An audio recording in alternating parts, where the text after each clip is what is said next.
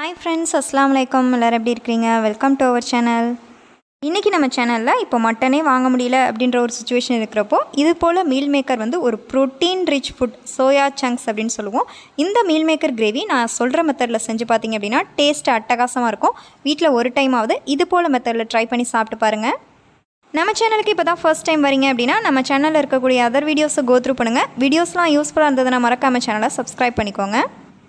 இந்த ப்ரிப்பரேஷன் செய்கிறதுக்கு தேவையான அளவு மீல் மேக்கர் எடுத்துக்கோங்க. இது போல் பெரிய சைஸில் எடுத்துக்கிட்டிங்கன்னா உங்களுக்கு பார்க்குறதுக்கு அப்படியே மட்டன் போலவே இருக்கும். இப்போ ஒரு பாத்திரத்தில் தண்ணி ஆட் பண்ணிக்கோங்க. அது கூட 1 டீஸ்பூன் சால்ட் ஆட் பண்ணி தண்ணியிலலாம் சூடு வந்ததுக்கப்புறமா நம்ம எடுத்து வச்சிருக்கிற மீல் மேக்கர்ஸ் வந்து ஒரு டைம் நல்லா வாஷ் பண்ணிக்கோங்க. வாஷ் பண்ணிட்டு உள்ளே ஆட் பண்ணிக்கோங்க.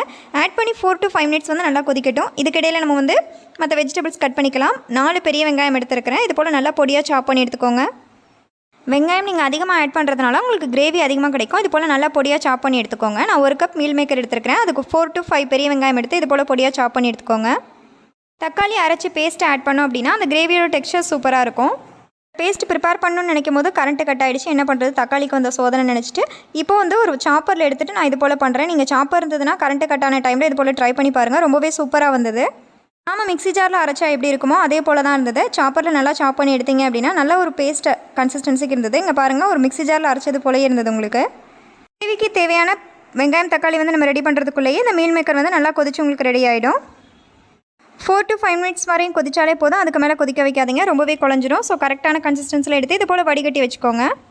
இதுக்கிடையில் ஒரு ஷாப்பிங் ஆப் பற்றி பார்த்தலாம். இந்த வெப்சைட்டை வந்து நமக்கு ஸ்பான்சர் பண்ணுறவங்க பை மோட் அப்படின்ற ஷாப்பிங் ஆப். இந்த ஷாப்பிங் ஆப்பில் டெய்லி யூசேஜ்க்குள்ள கிராசரிஸ் ஐட்டம்ஸ் ரொம்பவே சீப் அண்ட் பெஸ்ட்டாக அவைலபிளாக இருக்குது. அதர் ஷாப்பிங் ஆப்பை கம்பேர் பண்ணுறப்போ இந்த ஷாப்பிங் ஆப்பில் கிராசரிஸ் ஐட்டம்ஸ் வந்து ரொம்பவே சீப்பாக கிடைக்குது. ஒரு டைம் ட்ரை பண்ணி பாருங்கள். கிராசரிஸ் ஐட்டம்ஸ் மட்டும் இல்லாமல் டெய்லி நீட்ஸ்க்குள்ளே நிறைய ப்ராடக்ட்ஸ் இதில் இருக்குது. இந்த அப்ளிகேஷனோட லிங்க்கை நான் டிஸ்கிரிப்ஷனில் தரேன், வேணுன்றவங்க கோத்ரூ பண்ணி பாருங்கள். ஆன்லைன் பர்ச்சேஸ் ப்ரிஃபர் பண்ணுறவங்க கண்டிப்பாக இந்த ஷாப்பிங் ஆப் யூஸ் பண்ணி பாருங்கள், ரொம்பவே யூஸ்ஃபுல்லாக இருக்கும். இப்போ நம்ம ரெசிபி கண்டினியூ பண்ணலாம். இப்போ ஒரு பேனில் ஆயில் ஆட் பண்ணிக்கோங்க. 2 டீஸ்பூன் ஆயில் ஆட் பண்ணிக்கோங்க. ஆயில் ஹீட் ஆனதுக்கப்புறமா அது கூட மிளகாய்த்தூள் மஞ்சள் தூள் ஆட் பண்ண போகிறோம். இது எதுக்கு அப்படின்னா மீல் மேக்கர் வந்து ஃபஸ்ட்டு நம்ம ரோஸ்ட் பண்ணி எடுக்க போகிறோம்.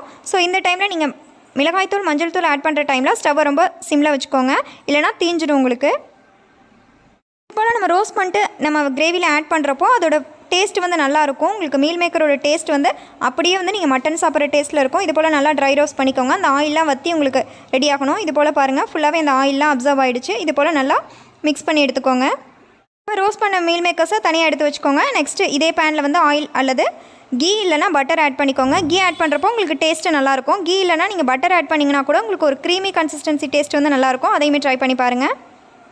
நெய் நல்லா சூடானதுக்கப்புறமா அது கூட ஒரு பிரியாணி லீஃப் ஆட் பண்ணிக்கோங்க. அது கூட பட்டை, கிராம்பு, ஏலக்காய், சீரகம், சோம்பு, மிளகாய் ஆட் பண்ணி அதையும் நல்லா பொரியட்டும். இந்த ஸ்பைசஸ் நல்லா பொரிஞ்சதுக்கப்புறமா இது கூட சாப் பண்ணி வச்சுருக்கிற பெரிய வெங்காயம் ஆட் பண்ணிக்கோங்க. வெங்காயம் நல்லா உங்களுக்கு ப்ரௌனிஷ் ஆகணும், அதளவுக்கு நல்லா வதக்கிக்கோங்க. அதுக்கப்புறமா ஒரு 4-5 பூண்டு வந்து இது போல் தோல் உரிச்சிட்டு சின்ன சின்னதாக கட் பண்ணி எடுத்துக்கோங்க. அதையுமே ஆட் பண்ணிக்கோங்க. வெங்காயம் பூண்டு நல்லா வதங்கினதுக்கப்புறமா நம்ம அரைச்சி வச்சுருக்கிற இந்த தக்காளி பேஸ்ட் ஆட் பண்ணிக்கோங்க. ஆட் பண்ணி நல்லா மிக்ஸ் பண்ணிக்கோங்க. வெங்காயம் தக்காளி நல்லா வதங்கினதுக்கப்புறமா 1 டீஸ்பூன் மிளகாய்த்தூள் ஆட் பண்ணிக்கோங்க. ஏற்கனவே நம்ம ரோஸ்ட் பண்ணதில் மிளகாய்த்தூள் ஆட் பண்ணியிருக்கிறோம். ஸோ காரம் பார்த்து ஆட் பண்ணிக்கோங்க. அதுக்கப்புறமா 1 டேபிள் ஸ்பூன் மல்லித்தூள் ஆட் பண்ணிக்கோங்க. நெக்ஸ்ட்டு 1 டேபிள் ஸ்பூன் சீரகத்தூள், 1 டீஸ்பூன் சிக்கன் மசாலா ஆட் பண்ணிக்கோங்க. Next 1 teaspoon garam masala add பண்ணிக்கோங்க.